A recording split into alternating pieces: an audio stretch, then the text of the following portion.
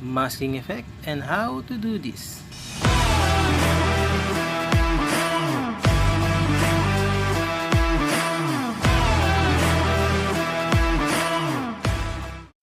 First, open tayo ng CapCut, new project, then pick your material. So for me, ginamit ko na lang yung previous project natin. Dito guys, makapagpadagdag pa tayo ng another spice to the project. Let's start, tap the clip, add the first keyframe, and hanapin natin yung mask sa baba.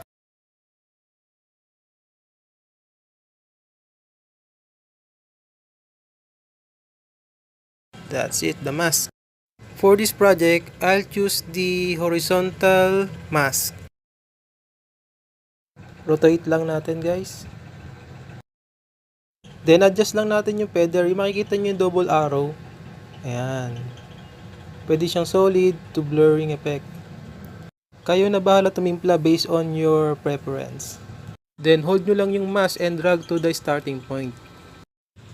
Go to the end of the clip and slowly drag the mask to the end point.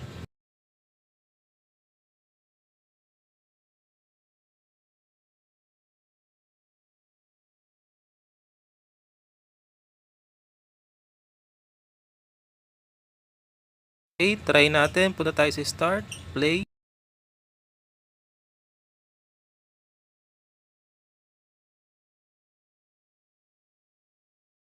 Try natin yung CapCut sa dulo. Tap. Then delete.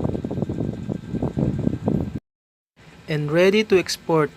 I hope nakatulong tong video guys. Follow for more tutorial effect using CapCut.